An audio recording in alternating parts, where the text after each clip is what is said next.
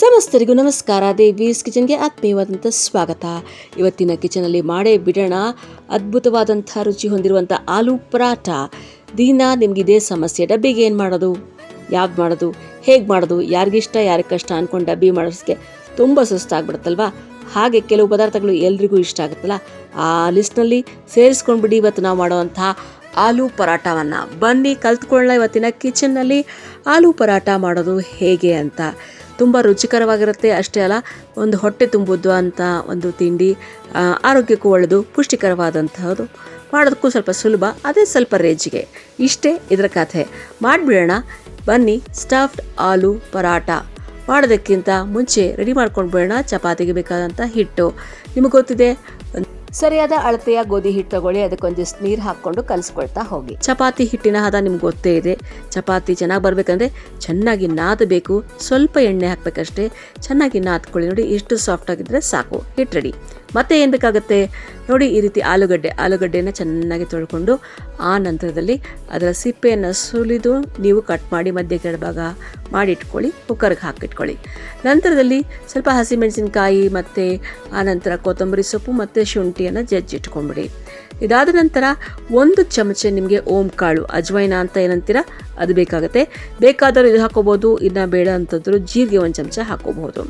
2 ಹಾಕ್ಕೊಳ್ತೀನ best. ಸ್ವಲ್ಪ ಅರಿಶಿನ ಬೇಕಾಗುತ್ತೆ. ಮೊದಲಿಗೆ ಏನು ಮಾಡೋಣ, ಆಲೂಗಡ್ಡೆಯನ್ನು ಕತ್ತರಿಸಿ ಸಿಪ್ಪೆ ತೆಗೆದಾದರೂ ಬೇಯಿಸ್ಬೋದು, ತೆಗೆದೇ ಆದರೂ ಬೇಯಿಸ್ಬೋದು. ತೆಗೆಯದೆ ಬೇಯಿಸಿದ್ರೆ ಆಮೇಲಾದರೂ ಬೆಂದಾದ ನಂತರ ತೆಗಿಬೇಕಾಗತ್ತೆ. ಸೊ ಇವಿಷ್ಟನ್ನು ಕುಕ್ಕರ್ಗೆ ಹಾಕಿ ಒಂದು 3 ವಿಸಿಲ್ ಕೂಗಿಸಿ, ಯಾಕಂದರೆ ಬೇಯಬೇಕು, ಚೆನ್ನಾಗಿ ಬೇಯಬೇಕು ಆಲೂಗಡ್ಡೆ, ಇಲ್ಲಾಂದರೆ ಒಳಗೊಳಗೆ ಗಟ್ಟಿ ಇರುತ್ತೆ. ಹಾಗಾಗಿ ಚೆನ್ನಾಗಿ ಬೇಯಿಸಿ. ನೋಡಿ ಆಗಿದೆ. ಈಗ ಸಿಪ್ಪೆ ತೆಗೆದು ರೆಡಿ ಮಾಡ್ಕೊಂಬಿಡಿ. ಈ ಒಂದು ಆಲೂಗಡ್ಡೆಯನ್ನು ಚೆನ್ನಾಗಿ ಪುಡಿ ಮಾಡ್ಕೊಳ್ಳಿ. ಚೆನ್ನಾಗಿ ಪುಡಿ ಮಾಡ್ಕೋಬೇಕು, ನೀರೆಲ್ಲ ತೆಗೆದು ಚೆನ್ನಾಗಿ ಪುಡಿ ಮಾಡಿಟ್ಕೊಳ್ಳಿ. ಸೊ ಯಾಕಂದರೆ ಗಂಟುಗಳು ಇರಬಾರ್ದು, ಅದಕ್ಕೋಸ್ಕರ ಚೆನ್ನಾಗಿ ಪುಡಿ ಮಾಡ್ಕೊಳ್ಳಿ ಅಂತ ಹೇಳ್ತಾ ಇದ್ದೀನಿ. ಎಲ್ಲಾದರೂ ಒಂಚೂರು ಗಟ್ಟಿ ಅನಿಸಿದ್ರೆ ಅದನ್ನು ತೆಗೆದು ಬಿಡಿ, ಯಾಕಂದರೆ ಲಟ್ಸೋದಕ್ಕೆ ತುಂಬ ಕಷ್ಟ ಆಗುತ್ತೆ. ಅದನ್ನ ತೆಗೆದು ಅದಕ್ಕೆ ನೀವು ಹಾಕ್ತೀರಾ ಅಚ್ಚ ಖಾರದ ಪುಡಿ 1 ಚಮಚೆ ಅಷ್ಟು ಹಾಕ್ತೀರಾ. ಆ ನಂತರದಲ್ಲಿ ನೀವು ಅದಕ್ಕೆ ಬೇರೆ ಏನು ಹಾಕಬೇಕಂದ್ರೆ ಗರಂ ಮಸಾಲ ಪೌಡ್ರು 1 ಚಮಚ ಹಾಕಿ. ಎಷ್ಟು ಆಲೂಗಡ್ಡೆ ಬೇಕಾಗುತ್ತೆ ಅಂತಂದರೆ ನಿಮ್ಮ ಮನೆಯ ಜನದ ಮೇಲೆ ನೀವು ನೋಡ್ಕೊಳ್ಳಿ. ಸುಮಾರು ಒಂದು 5 ಆಲೂಗಡ್ಡೆ ಸಾಕಾಗುತ್ತೆ. ಓಕೆ, ಯಾಕಂದರೆ ಈ ಒಂದು ಆಲೂಗಡ್ಡೆ ಪರಾಟನ 4-5 ತಿನ್ನೋಕ್ಕಾಗಲ್ಲ, ಅದಕ್ಕೋಸ್ಕರ. ಸೊ ಗರಂ ಮಸಾಲ ಆಯಿತು, ಹಾಗೆಯೇ ಅಚ್ಚಕಾರದ ಪುಡಿ ಆಯಿತು, ಒಂದು ಅರ್ಧ ಚಮಚದಷ್ಟು ಅರಿಶಿನವನ್ನು ಹಾಕಿದ್ದೀರಾ. ಆ ನಂತರ ಉಪ್ಪು ರುಚಿಗೆ, ಇದಕ್ಕೂ ಉಪ್ಪು ಸ್ವಲ್ಪ ಕಡಿಮೆ ಹಾಕ್ಕೊಳ್ಳಿ, ಯಾಕಂದರೆ ನಿಮಗೆ ಗೊತ್ತು ಮತ್ತೆ ನಾವು ಚಪಾತಿಗೂ ಉಪ್ಪು ಹಾಕ್ಕೊಂಡಿರ್ತೀವಲ್ಲ, ಹಾಗಾಗಿ ಉಪ್ಪನ್ನು ಹಾಕ್ಕೊಂಡು ಆ ನಂತರದಲ್ಲಿ ನೋಡಿ ನಾನು ಅಜ್ವೈನ ಹಾಕ್ತಾಯಿದ್ದೀನಿ. ಬೇಕಾದರೆ ನೀವು ಜೀರಿಗೆ ಹಾಕ್ಕೊಳ್ಳಿ, 2 ಬೇಕಾದರೂ ಹಾಕ್ಕೊಳ್ಳಿ ಅಂತ ಆವಾಗಲೇ ಹೇಳಿದ್ದೆ. ನಂತರದಲ್ಲಿ ಕೊತ್ತಂಬರಿ ಸೊಪ್ಪು, ಚೆನ್ನಾಗಿ ಸಣ್ಣಗೆ ಹಚ್ಚಿರುವಂಥ ಕೊತ್ತಂಬರಿ ಸೊಪ್ಪು, ಹಸಿಮೆಣಸಿನಕಾಯಿ ಮತ್ತು ಈ ರೀತಿ ಶುಂಠಿಯನ್ನು ಸ್ವಲ್ಪ ನೀವು ಚೆನ್ನಾಗಿ ಜಜ್ಜಿಕೊಂಬಿಡಿ, ಯಾಕಂದರೆ ಹಾಗಾಗಿ ಇದ್ರೆ ಬಾಯಿಗೆ ಸಿಗುತ್ತೆ. ಚೆನ್ನಾಗಿ ಜಜ್ಜಿಕೊಳ್ಳಿ. ಆನಂತರ ಕೊತ್ತಂಬರಿ ಸೊಪ್ಪನ್ನು ಎಲ್ಲವನ್ನು ಹಾಕಿ ಯಥೇಚ್ಛವಾಗಿ ಹಾಕಿ ಚೆನ್ನಾಗಿರುತ್ತೆ. ಹಾಕಿ ನಂತರದಲ್ಲಿ ಈ ಆಲೂಗಡ್ಡೆ ಏನು ನೀವು ಪುಡಿ ಮಾಡಿ ಇಟ್ಕೊಂಡಿದ್ದೀರಾ ಅಥವಾ ಮ್ಯಾಶ್ ಮಾಡಿಟ್ಕೊಂಡಿದ್ದೀರಾ ಎಲ್ಲವನ್ನು ಚೆನ್ನಾಗಿ ಸೇರಿಸ್ಬಿಡಿ. ಕೈಯಲ್ಲಿ ಚೆನ್ನಾಗಿ ಕಲಿಸ್ಬೇಕಾಗತ್ತೆ. ಎಲ್ಲದಕ್ಕೂ ಕೂಡ ಉಪ್ಪು, ಖಾರ ಮತ್ತು ನಮ್ಮ ಘಮಿಸುವಂಥ ಮಸಾಲೆ ಪದಾರ್ಥಗಳು ಹೊಂದ್ಕೋಬೇಕಾಗತ್ತೆ. ಹಾಗಾಗಿ ಎಲ್ಲವನ್ನು ಕಲಸಿ ಚೆನ್ನಾಗಿ ನೀವು ಒಳ್ಳೆ ರುಚಿ ಬರೋ ಥರ ಒಂಚೂರು ಬಾಯಲ್ಲಿ ಹಾಕ್ಕೊಳ್ಳಿ, ಗೊತ್ತಾಗುತ್ತೆ ಸರಿಯಾಗಿ ಹೊದ್ದಿದ್ದೆ ಅಲ್ವ ಅಂತ. ಆ ನಂತರದಲ್ಲಿ ಸಣ್ಣದಾಗಿ ಉಂಡೆಗಳನ್ನು ಮಾಡ್ಕೊಳ್ಳಿ. ನಿಮಗೆ ಚಿಕ್ಕಗೆ ಪರೋಟ ಮಾಡಬೇಕು ಅಂದರೆ ಸಣ್ಣ ಉಂಡೆ ಮಾಡ್ಕೊಳ್ಳಿ, ಅಗಲವಾಗಿ ದೊಡ್ಡದಾಗಿ ಮಾಡ್ಬೇಕಾದ್ರೆ ಇನ್ನು ಸ್ವಲ್ಪ ದಪ್ಪ ಉಂಡೆ ಮಾಡ್ಕೊಳ್ಳಿ, ಅದು ನಿಮ್ಮ ಅಳತೆಗೆ ಬಿಟ್ಟದ್ದು. ಈ ರೀತಿ ಮೊದಲಿಗೆ ಎಲ್ಲವನ್ನು ಉಂಡೆ ಮಾಡಿಟ್ಕೊಂಡ್ಬಿಡ್ಬೇಕು, ಯಾಕಂದರೆ ಪದೇ ಪದೇ ನೀವು ಈ ಆಲೂಗಡ್ಡೆ ಕೈ ಮತ್ತು ಆ ಹಿಟ್ಟಿನ ಕೈ ಮಾಡ್ಕೊಳಕ್ಕಾಗಲ್ಲ. ಅದಕ್ಕೋಸ್ಕರ ಮೊದಲು ಉಂಡೆ ಮಾಡಿಟ್ಕೊಂಡು ಆ ನಂತರದಲ್ಲಿ ಕಣಕ ರೆಡಿ ಮಾಡಿಟ್ಕೊಂಬೇಡ.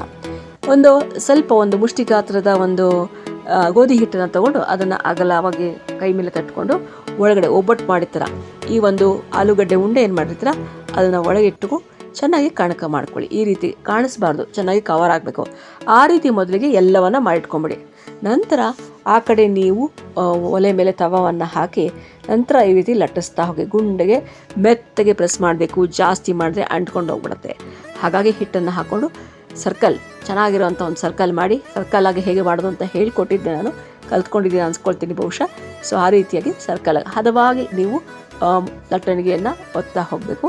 ಆ ನಂತರದಲ್ಲಿ ಅಗಲ ಎಷ್ಟು ಬೇಕೋ ಅಷ್ಟು ಅಗಲ ನೋಡ್ಕೊಳ್ಳಿ. ತೀರಾ ದಪ್ಪನೂ ಮಾಡಬಾರ್ದು, ತೀರಾ ತೆಳ್ಳಗೂ ಮಾಡಬಾರ್ದು. ಸೊ ಒಂದು ಮೀಡಿಯಂ ಗಾತ್ರದ ಒಬ್ಬಟ್ಟಿನ ಹದಕ್ಕೆ ಇದು ಇರಬೇಕಾಗತ್ತೆ. ಖಂಡಿತವಾಗೂ ಅಷ್ಟು ದಪ್ಪ ಬೇಕಾಗತ್ತೆ. ಈ ರೀತಿ ಮಾಡಿ ಚೆನ್ನಾಗಿ ಅಗಲವಾಗಿ ಲಟ್ಟಿಸ್ಕೊಂಡು ಇದನ್ನು ನಾವು ತವಾ ಮೇಲೆ ಬೇಯಿಸಬೇಕು. ಒಂದು ಸ್ವಲ್ಪ ನೀವು ಯಾರಾದರೂ ಡಯಟ್ ಕಾನ್ಷಿಯಸ್ ಇದ್ದರೆ ನನಗೆ ಎಣ್ಣೆನೇ ಬೇಡ ಅಂದರೆ ಪರೋಟ ಆಗೋದಿಲ್ಲ.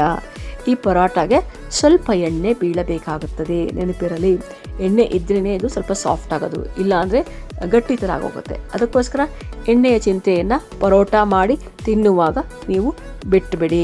ಹಾಗಂತ ತುಂಬ ಎಣ್ಣೆ ಹಾಕಬೇಕಂದ್ರೆ ಅದರ ರೇಜಿಗೇನು ಬೇಡ, ಅಗತ್ಯಕ್ಕೆ ತಕ್ಕಷ್ಟು ಎಣ್ಣೆಯನ್ನು ಹಾಕಬೇಕಾಗತ್ತೆ. ನೋಡಿ, ಈಗ ಇದನ್ನು ತವ ಮೇಲೆ ಹಾಕ್ಕೊಳ್ಳೋಣ. ಸ್ವಲ್ಪ ಹೊತ್ತು ಬಿಟ್ಬಿಡಿ. ಜಾಸ್ತಿ ದೊಡ್ಡ ಉರಿ ಇಟ್ಬಿಟ್ಟು ಬೇಗ ಸುಟ್ಟುಬೇಡ ಅಂತ ನೋಡಿಬಿಡಿ. ಮೀಡಿಯಮ್ ಫ್ಲೇಮ್ ಇರಲಿ. ಅದು ಚೆನ್ನಾಗಿ ಒಂದು ಸೈಡ್ ಆದಮೇಲೆ ಫ್ಲಿಪ್ ಮಾಡಿ ಇನ್ನೊಂದು ಸೈಡ್ ಹಾಕಿ, 2 ಸೈಡ್ ಫ್ಲಿಪ್ ಆದಮೇಲೆ ಎಣ್ಣೆ ಹಾಕ್ತಾ ಹೋಗಿ. ಎಷ್ಟು? 1-2 ಚಮಚೆ, ಸಣ್ಣ ಚಮಚೆ ಎಣ್ಣೆನ ಹಾಕಿ. ಸ್ವಲ್ಪ ಎಣ್ಣೆ ಬೇಕಾಗುತ್ತೆ ಅಂತ ಹೇಳಿದೆ. ಚೆನ್ನಾಗಿರುತ್ತೆ ಸ್ವಲ್ಪ ಎಣ್ಣೆ ಇದ್ದರೆ. ನಿಮಗೆ ಕಾಣಿಸೋದಿಲ್ಲ, ಕೈಗೆಲ್ಲ ಅಂಟೋದಿಲ್ಲ. ಆಲೂಗಡ್ಡೆ ಒಳಗಡೆ ಇರೋದ್ರಿಂದ ಅದು ಎಷ್ಟು ಹಾಕಿದ್ರು ಕೂಡ ಹೀರ್ಕೊಂಡು ಬಿಡುತ್ತೆ. ಹಾಗಾಗಿ ಸ್ವಲ್ಪ ಎಣ್ಣೆಯನ್ನು ಹಾಕಿ ಎರಡೂ ಕಡೆ ಚೆನ್ನಾಗಿ ಬೇಯಿಸಬೇಕಾಗತ್ತೆ. ಅದು ತುಂಬ ಮುಖ್ಯ. ನಾನು ಹೇಳಿದಾಗೆ ಚಪಾತಿ ಬೆಂದಷ್ಟು ಬೇಗ ಇದು ಬೇಯೋದಿಲ್ಲ. ದಪ್ಪ ಇರುವ ಕಾರಣ ಸ್ವಲ್ಪ ಟೈಮ್ ಕೊಡಬೇಕಾಗತ್ತೆ. ಟೈಮ್ ಕೊಟ್ಟ ನಂತರ ಚೆನ್ನಾಗಾಗತ್ತೆ. ನೋಡಿ, ಈ ರೀತಿಯಾಗಿ ಪರೋಟಗಳನ್ನು ಮಾಡ್ಕೊಳ್ತಾ ಹೋಗಿ. ಸೊ ರೆಡಿ ಆಯಿತು ಹದವಾದಂತಹ, ರುಚಿಯಾದಂಥ, ಪುಷ್ಟಿಕರವಾದಂತಹ ಪರೋಟ. ನೋಡಿ ಎಷ್ಟು ಸೊಗಸಾಗಿ ಕಾಣಿಸುತ್ತೆ, ಸಾಫ್ಟಾಗಿರುತ್ತೆ. ಹಾಗೆ ಬಿಸಿ ಬಿಸಿ ತಿಂದಾಗಲೇ ಅದರ ಮಜಾ ಜಾಸ್ತಿ. ಇನ್ನು ಡಬ್ಬಿಗೆ ಹಾಕ್ತೀವಲ್ಲ ಹೇಗೆ ಅಂದರೆ ಏನು ತೊಂದರೆ ಇಲ್ಲ. ಡಬ್ಬಿಗೆ ಹಾಕಿದ್ರು ಕೂಡ ಅಲ್ಲೂ ಕೂಡ ಸಾಫ್ಟಾಗಿ ಹೀಗೆ ಇರುತ್ತೆ, ಚೆನ್ನಾಗಿ ರುಚಿಯಾಗಿರುತ್ತೆ, ತಿನ್ನಬಹುದು. ಈ ರೀತಿಯಾಗಿ ಅಗಲವಾಗಿ ಪರೋಟವನ್ನು ಮಾಡ್ಕೊಳ್ಳಿ. ನಾನು ಸ್ವಲ್ಪ ಅಗಲವಾಗಿ ಮಾಡಿದ್ದೇನೆ, ನೀವು ಬೇಕಾದ್ರೆ ಚಿಕ್ಕ ಚಿಕ್ಕದಾಗಿ ಮಾಡಬಹುದು. ಸೊ ಈ ರೀತಿ ಮಾಡಿದಂಥ ಪರೋಟ 1 ಅಥವಾ 2 ತಿಂದ್ರೇ ಸಾಕಾಗತ್ತೆ. ಇದಕ್ಕೆ ಕಾಂಬಿನೇಷನ್ ಏನಪ್ಪ ಅಂದರೆ ಬೇಕಾದಂಥ ಉಪ್ಪು ಖಾರ ಎಲ್ಲ ಕೂಡ ಅದರಲ್ಲೇ ಇರುತ್ತೆ. ಸೈಡಿಗೆ ಸಾಮಾನ್ಯವಾಗಿ ಒಂದು ಉಪ್ಪಿನಕಾಯಿ, 1 ಬಟ್ಲು ಮೊಸರು ಸಾಕಾಗತ್ತೆ. ಉಪ್ಪಿನಕಾಯಿ ಮೊಸರು ತಿನ್ನೋದು ನಮ್ಮ ಕಾಲ ಆಯಿತು. ಈಗಿನವ್ರಿಗೆ ಏನು ಬೇಕಾಗುತ್ತೆ? Sauce. 1 chilli sauce, 1 tomato sauce ಇಟ್ಟು 1 ಕಪ್ ಮೊಸರಿಟ್ಟರು ಆಯಿತು. ಅದು ಕೂಡ ರುಚಿ ಕೊಡುತ್ತೆ. ಯಾಕಂದರೆ ಏನಾದರೂ ಸೈಡ್ಗೆ ಇರಲೇಬೇಕಲ್ವಾ, ಅದಿಲ್ಲ ಅಂದರೆ ತಿನ್ನೋ ಸ್ವಲ್ಪ ಕಷ್ಟ ಅಂತ. ಆ ನಂತರದಲ್ಲಿ ನೋಡಿ, ಇಲ್ಲ ನಮಗೆ ಈ ಕಾಂಬಿನೇಷನ್ ಸರಿಯಾಗಿಲ್ಲ ಅಂತಂದರೆ ನೀವೇನು ಮಾಡ್ಬೋದು, ಮೊಸರು ಅದಕ್ಕೊಂದು ಕಾಯಿ ಚಟ್ನಿ ಮಾಡಿಬಿಡಿ. ಸೈಡ್ಗೆ ಕಾಯಿ ಚಟ್ನಿ ಹಾಕಿ ಕೊಡಿ. ಮಕ್ಕಳು, ಮನೆಯವರು ಎಲ್ಲರೂ ಕೂಡ ಸಂತೋಷದಿಂದ ತಿಂತಾರೆ, ಹಾಗೆ ಖುಷಿ ಪಡ್ತಾರೆ ಅಂತ ಹೇಳ್ತಾ, ಚಾನಲ್ ನೋಡ್ತಾ ಇರೋರು ಖಂಡಿತ ಟ್ರೈ ಮಾಡಿ. ಹಾಗೆ ಲೈಕ್ ಮಾಡಿ, ಶೇರ್ ಮಾಡಿ, ಸಬ್ಸ್ಕ್ರೈಬ್ ಮಾಡಿ ಮರೆಯದೆ ಎಲ್ಲರೊಟ್ಟಿಗೆ ಹಂಚ್ಕೊಳ್ಳಿ ಅಂತ ಹೇಳ್ತಾ ಮತ್ತೊಂದು ಅಡುಗೆಯೊಂದಿಗೆ ಮತ್ತೆ ಸಿಗ್ತೀನಿ. ನಮಸ್ಕಾರ. ಇದು ದೇವೀಸ್ ಕಿಚನ್.